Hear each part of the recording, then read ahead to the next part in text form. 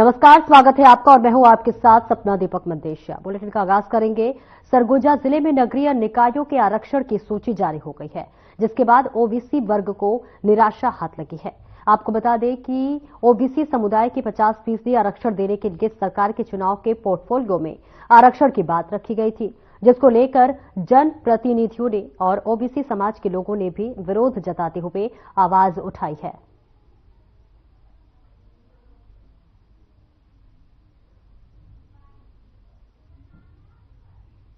यहाँ पर महिला पर हुआ है, क्या कितना समर्थन करते हैं और क्या इसका आगे चलकर मिलेगा? नहीं, यहाँ आरक्षण आज रखा गया था त्रिस्तरीय पंचायत चुनाव का और एकदम पारदर्शिता से किया गया है। यहाँ पे महिला आरक्षण के विषय में जो राज्य शासन का निर्देश था उसके आधार पे यहाँ महिला आरक्षण किया गया है। जिला पंचायत का भी किया गया, जनपद पंचायत का भी किया गया। शासन का जो निर्देश है उसको सबको पालन करना है, हम लोग सब सहमत हैं, उससे कोई हट के तो बात करेगा नहीं। और मतलब अच्छा व्यवस्था किया गया है। महिलाओं को आगे लाने का सरकार का उद्देश्य है, उस उद्देश्य से आरक्षण किया है और महिला लोग आगे आ भी रही हैं लगातार। है भाई, उनका भी अधिकार है बढ़ने का, वो आगे बढ़ रही हैं, अच्छा बात है। समानता का अधिकार है, दोनों का सामान्य अधिकार है, तो दोनों बराबर पे हैं। दोनों का 50% आरक्षण दिया है तो वो अपने अधिकार के लिए आगे आ रही हैं। तिलक बेहरा नहीं, आरक्षण जो हुआ यहाँ लॉटरी होगा करके बुलाया गया। जब इनको मालूम था कि महिला को पुरुष करना है, पुरुष को महिला करना ही है, ये सूची जारी कर देना था। और जो लॉटरी में 2-4 जो पंचायत बच जाते हैं उनके लिए बुलाना था। सारे लोगों को परेशान किए, जनप्रतिनिधि परेशान होके, पंच भी, सरपंच भी, बीडीसी भी, डीडीसी जिसको लड़ना है, सारे लोग आए। आज किसान लोगों को धान बेचना है, कई इस प्रकार की परेशानी है। और ये सबके बीच में आज 2-2, 4-4 हजार रुपये का गाड़ी खर्चा करके आए हैं, तो ये शासन की गलत नीति है। अगर उनको यही करना था तो ये आदेश जारी कर देना था। जब स्पष्ट है कि महिला को पुरुष करना है, पुरुष को महिला करना है, तो ये जो है थोड़ा सा इसमें हमारे किसानों के लिए या जनप्रतिनिधियों के हित में नहीं हुआ। महिलाएं स्वतंत्र हैं, तवज्जो देने की तो सवाल ही नहीं उठता है। सच्चा में कहीं भी लड़ सकती हैं महिला। क्या लगता है कि महिलाएं जो है तो पुरुष से 2 कदम आगे चल रही हैं? जी, महिलाएं जो है क्या पुरुष से आगे जो भी चल रही हैं? अब नहीं होगा, इसलिए सबको बिल्कुल। पिछले बार भी हम पुरुष सीट से जीत के आए थे। कई ऐसे महिलाएं हैं जो पुरुष सीट से जीत के आए। कई मुझे लगता है जनपद अध्यक्ष जी भी पुरुष सीट से महिला जनपद अध्यक्ष बन के आई, तो मुझे लगता है कि 2 कदम आ गई है महिला। आने वाले चुनाव जैसे है यहाँ हो गया है, तो क्या कितना फर्क पड़ सकता है चुनाव के लिए? देखिए, वो तो कैंडिडेट के ऊपर निर्भर करता है। अब पर्टिकुलर हम किसी व्यक्ति विशेष नहीं बोल सकते कि ये इतना उनके फर्क पड़ेगा, लेकिन ये जरूर कह सकती हूँ कि कैंडिडेट के ऊपर निर्भर करता है। आरक्षण हो गया, कुछ सीटें बदली हैं और अब चुनाव की परिस्थितियां भी बदलेंगी,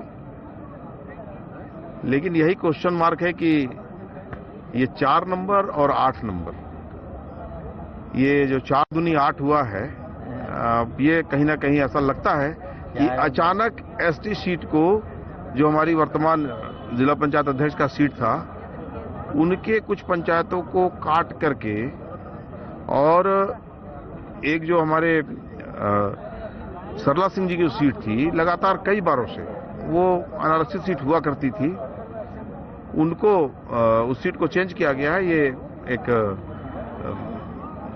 विषय ऐसा है कि जिसके ऊपर अभी विश्वास नहीं हो रहा है। और दूसरा, अरुण साहू जी जो प्रदेश के उप मुख्यमंत्री हैं, उन्होंने कहा था 50% आरक्षण अब ओबीसी वर्ग को मिलेगा, यहाँ तो लड्डू मिला 0। तो ये सब चीजों को देखने वाली बात है और इसको हम लोग अभी आगे चुनाव में लेकर के जाएंगे। और बिलासपुर में 40वां महोत्सव का आयोजन किया गया, जिसमें मुख्यमंत्री विष्णुदेव साय शामिल हुए। तो देखिए, तस्वीरें पे हम आपको दिखाएंगे, जहां बिलासपुर पे महोत्सव का कार्यक्रम का आयोजन किया गया है, जिसमें सूबे के मुखिया विष्णुदेव साय शामिल हुए और इसी के साथ साथ संबोधित करते हुए भी नजर आए।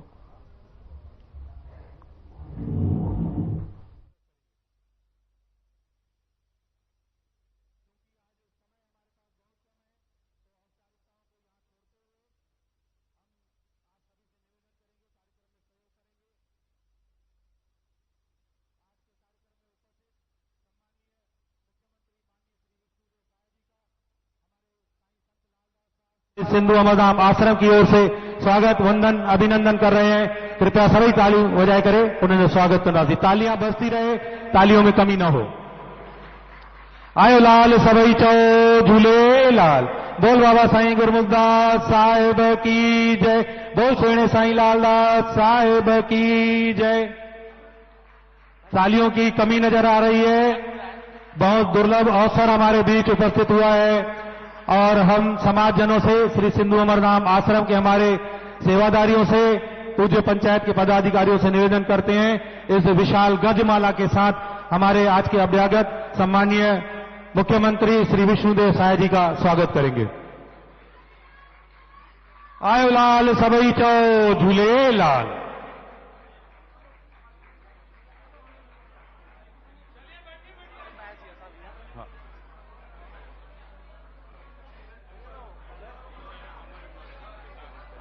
और आज के इस अवसर पर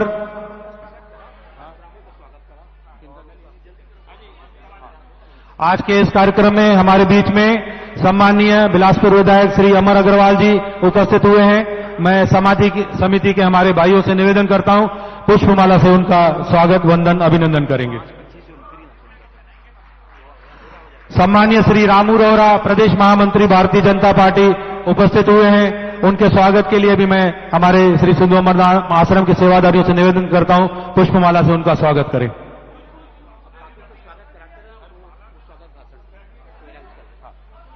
और आज के इस कार्यक्रम में चूंकि हमारे साईं लालदास साहब 40 दिन का मौन उपवास रखे हुए हैं, तो उनकी ओर से स्वागत भाषण प्रस्तुत करने हेतु मैं भाभी मां को सादर आमंत्रित करता हूं, वो आए और स्वागत भाषण प्रस्तुत करें।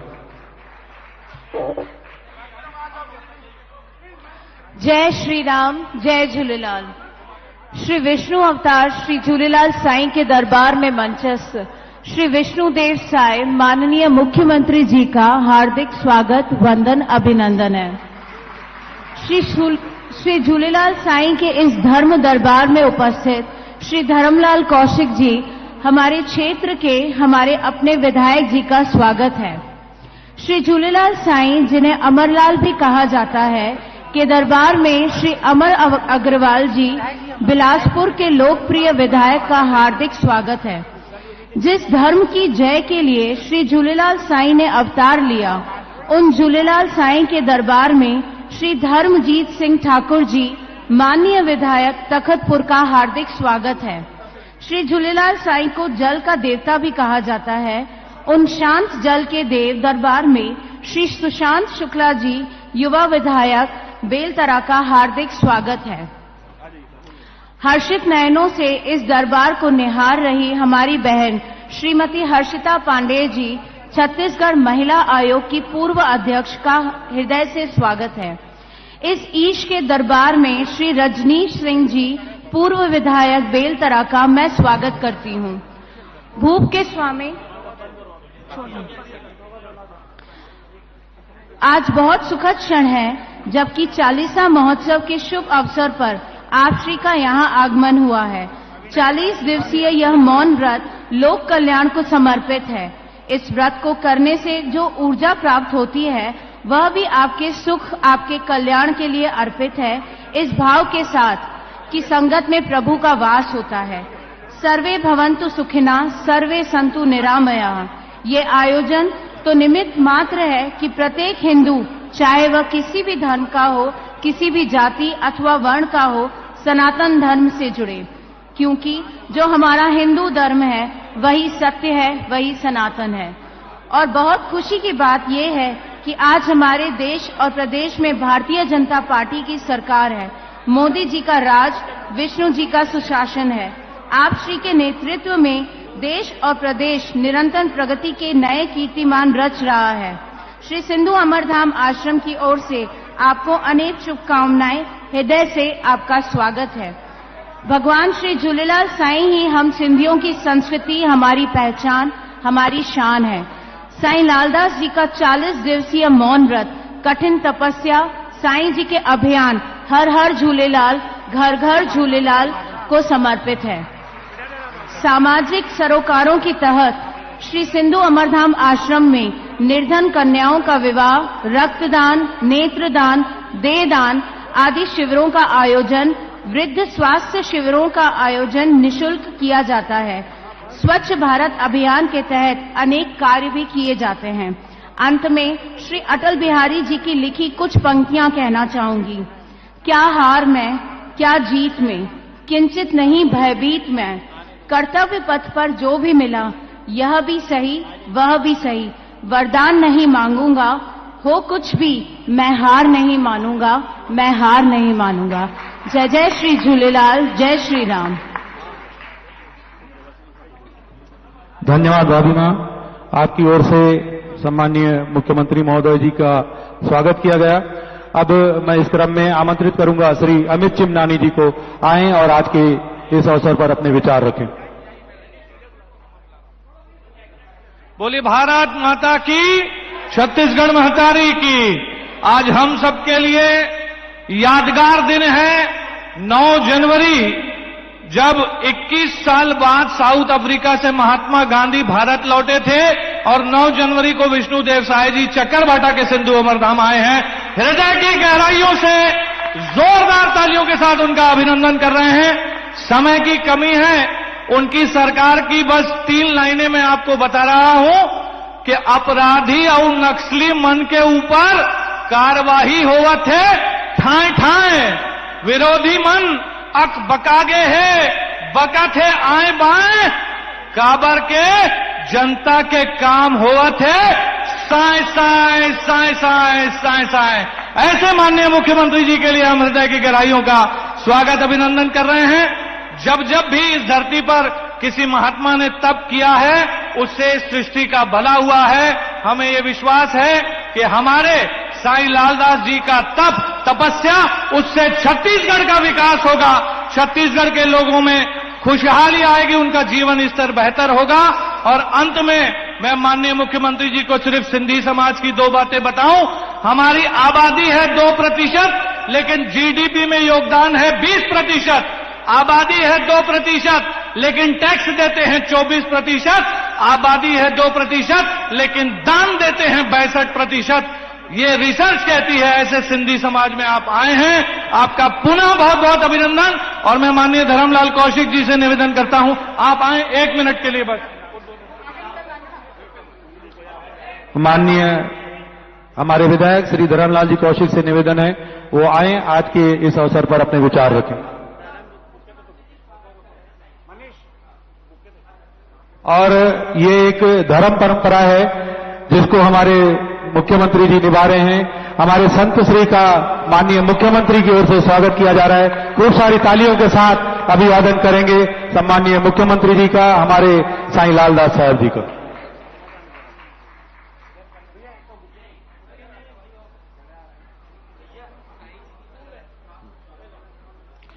और साईं जी की तरफ से भी सम्माननीय मुख्यमंत्री जी का स्वागत हो रहा है। तालियां एक बार जोरदार ताली बजा करके आयो लाल सवैच। हम सबका सौभाग्य है साईं लालदास जी के 40 महोत्सव में प्रदेश के यशस्वी मुख्यमंत्री विष्णुदेव साय जी उपस्थित हैं। एक बार उनका जोरदार ताली बजा करके हम सब स्वागत करें, अभिनंदन करें। हमारे बिलासपुर के विधायक पूर्व मंत्री अमर अग्रवाल जी भी हमारे बीच में हैं, उनका भी आप ताली बजा करके स्वागत करेंगे। हमारे महामंत्री रामू रोहरा जी धमतरी से और हमारे चिमनानी जी रायपुर से यहां पर पधारे हुए हैं, उनका भी एक बार ताली बजा करके स्वागत करेंगे। माननीय मुख्यमंत्री जी, चालिया महोत्सव 40 दिन का कठिन तपस्या और व्रत, कल उसका समापन होगा और कल दिव्य दर्शन प्राप्त होगा। लगभग 20-25 हजार लोग कल दर्शन करने के लिए छत्तीसगढ़, मध्य प्रदेश, महाराष्ट्र, अलग अलग प्रदेश से मुंबई तक से लोग कल आएंगे और आकर के यहां पर दर्शन करेंगे। प्रत्येक वर्ष एक कार्यक्रम का आयोजन होता है। यहां पर निःशुल्क चिकित्सा शिविर का आयोजन होता है। दिल्ली से, मुंबई से डॉक्टर यहां पर आते हैं और कैंप लगाते हैं। गरीब कन्याओं का यहां पर विवाह का कार्यक्रम यहां संपन्न किया जाता है। उसके साथ में विभिन्न प्रकार के जो सेवा के कार्य हैं, यहां पर चलाए जाते हैं। और माननीय हमारे साईलाल दास जी का यहां से लेकर के रायपुर पूरा छत्तीसगढ़ और छत्तीसगढ़ के बाहर सब जगह प्रवास में जाते हैं और वहां के लोग आमंत्रित करते हैं। अभी अयोध्या स्पेशल ट्रेन लेकर गए थे और भगवान रामलला का दर्शन करके पूरे ट्रेन लेकर के गए और लेकर के आए। इसी प्रकार से हरिद्वार के कुंभ में गए थे, बाकी जगह जाते रहते हैं। समय एक्चुअल में हम लोग मीटिंग छोड़ के आए हैं और हेलीकॉप्टर वाले बोल रहे 5:20 में यहां से रवाना हो तब ले जाएंगे, नहीं तो छोड़ देंगे। एक बार ताली बजाए, सीधे मुख्यमंत्री जी को मैं आमंत्रित करता हूं और माननीय मुख्यमंत्री जी का उद्बोधन हमको प्राप्त।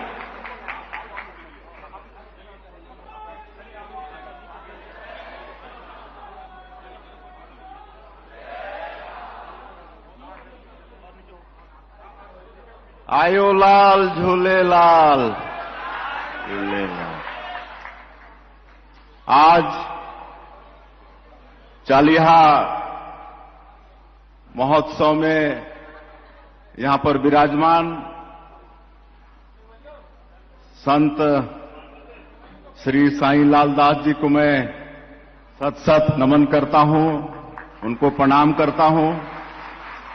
और आज के इस अवसर में पूर्व विधानसभा अध्यक्ष और बिल्हा के विधायक आदरणीय धर्मलाल कौशिक जी, बिलासपुर के विधायक और पूर्व मंत्री आदरणीय श्री अमर अग्रवाल जी, सिंधी पंचायत के अध्यक्ष महेश दरयानी जी, भारतीय जनता पार्टी के प्रदेश के महामंत्री रामू रोहरा जी, हम लोगों के मीडिया के प्रभारी अमित चिमनानी जी और सिंधी समाज के सभी पदाधिकारीगण, महानुभावगण, मातृशक्ति माताएं, युवा साथियों, भाई और बहनों,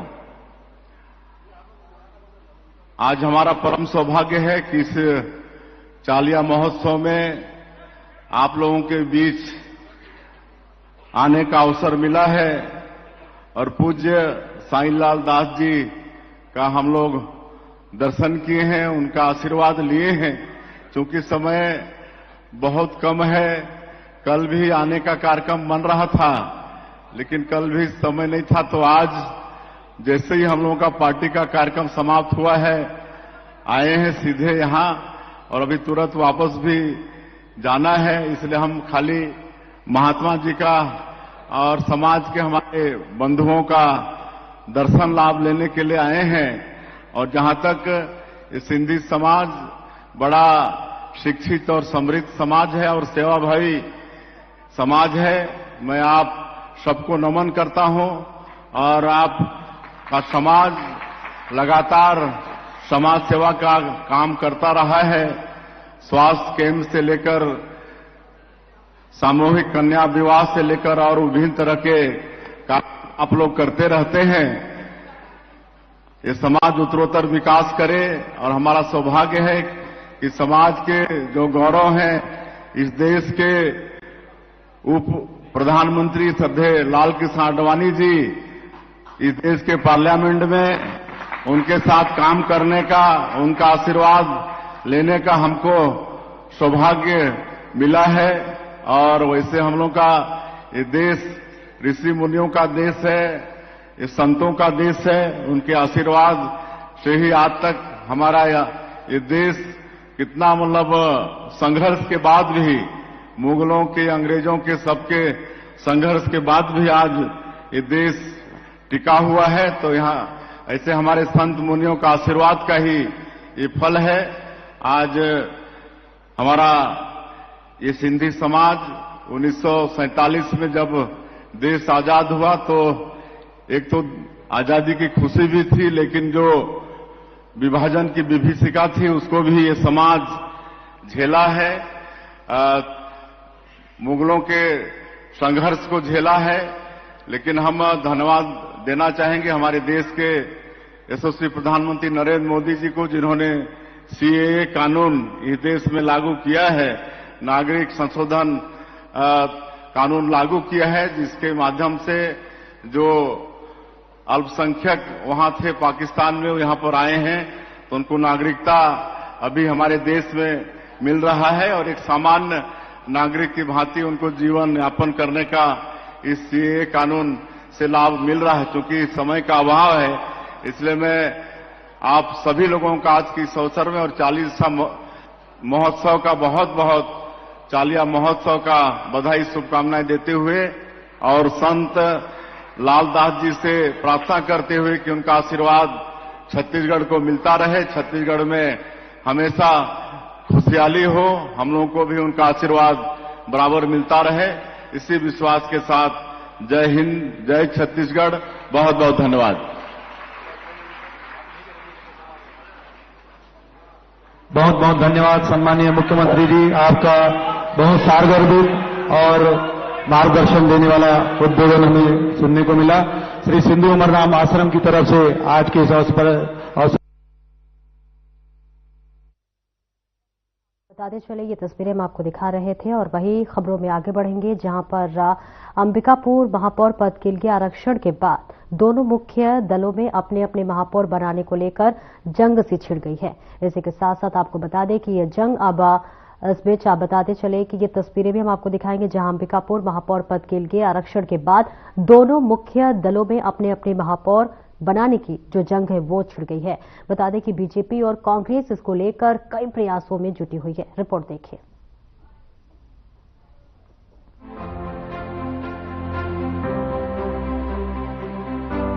सरगुजा जिले के अंबिकापुर महापौर पद के आरक्षण के बाद बीजेपी और कांग्रेस अपने प्रतिनिधियों को महापौर बनाने की होड़ में जुट गई हैं। सब अपनी अपनी राजनीति की बिछा रहे हैं। वहीं कुछ लोगों में रोष है। कांग्रेस और बीजेपी पार्टी के कार्यकर्ता महापौर के पद में अपनी किस्मत आजमाना चाहते हैं, लेकिन हाई कमान के ऊपर सब छोड़ दिया है। वहीं इसको लेकर पूर्व महापौर कहते हैं कि यदि उन्हें दोबारा मौका मिला तो वो अधूरा कार्य पूरा करेंगे, जिसमें खासकर उन्होंने अंबिकापुर के गोल बाजार और ट्रांसपोर्ट नगर की बात कही है। महापौर का आरक्षण तो राज्य शासन के द्वारा किया गया है और 7 तारीख को इसका आरक्षण की प्रक्रिया वहां संपन्न किया गया है रायपुर में। और अंबिकापुर नगर निगम अनुसूचित जनजाति के लिए आरक्षित, अनुसूचित जनजाति के लिए आरक्षित हो चुका है। आरक्षण की प्रक्रिया पूरा रायपुर में किया गया है। महापौर पद के लिए छत्तीसगढ़ में आरक्षण रोस्टर दिया गया है। उसमें अंबिकापुर पुनः एसटी सीट घोषित हुआ है मुक्त, और इसमें आगे चल के संगठन जैसा तय करेगी, महाराज साहब जैसा तय करेंगे, उस पर हम लोग पार्टी के लोग आगे बढ़ेंगे। हाँ, ये बात जरूर है कि हम कांग्रेस के लोग हर वार्ड में पूरे परिश्रम के साथ में, अपने कामों के साथ में और पूरी सीट जीतने की कोशिश करेंगे और महापौर पद भी जीतने की कोशिश करेंगे और पुनः नगर निगम के सत्ता में आएंगे। इस बीच में बड़े कामों में हमारा ट्रांसपोर्ट नगर नहीं हो पाया और गोल बाजार नहीं हो पाया। लाइब्रेरी तो सैंक्शन हो गया है, वो काम भी पूरा करना चाहेंगे। सीवरेज ट्रीटमेंट प्लांट सैंक्शन हो गया है, जो हम लोगों ने प्रोजेक्ट भेजा था वो सैंक्शन होके आ गया है और वर्क ऑर्डर पे है।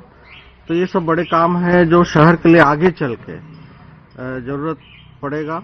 और ट्रांसपोर्ट नगर के लिए रिंग रोड की स्थिति और जो मृत्यु और अव्यवस्थित जो है उसे व्यवस्थित करने की बहुत इच्छा थी, लेकिन वो हम लोगों ने बहुत प्रयास किया, लेकिन वो हो नहीं पाया।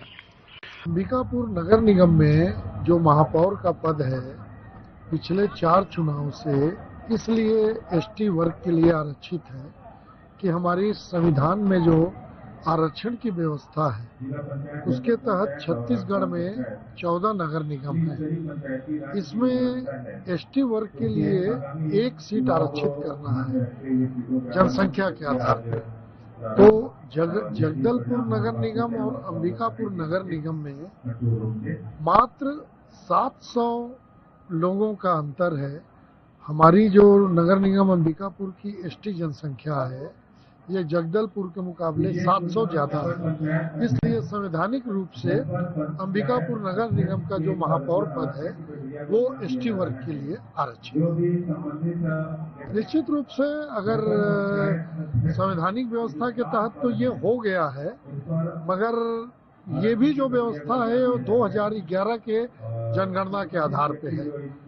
अभी 2021 की जो जनगणना है वो शासकीय रूप से प्रसारित नहीं है। जिस दिन वो जनगणना प्रसारित हो जाएगी तो मुझे उम्मीद है कि अंबिकापुर का जो महापौर पद है वो सामान्य वर्ग, ओबीसी वर्ग के लिए आरक्षित हो सकता है। फिलहाल बीजेपी और कांग्रेस अपने अपने महापौर बनाने के लिए कई प्रकार की राजनीति कर रही है, लेकिन जनता में अभी भी इसको लेकर मतभेद बना हुआ है। दरअसल अंबिकापुर में महापौर पद को आरक्षण मिला है, इसको लेकर इलाके में राजनीति ने तूल पकड़ ली है। Bureau report.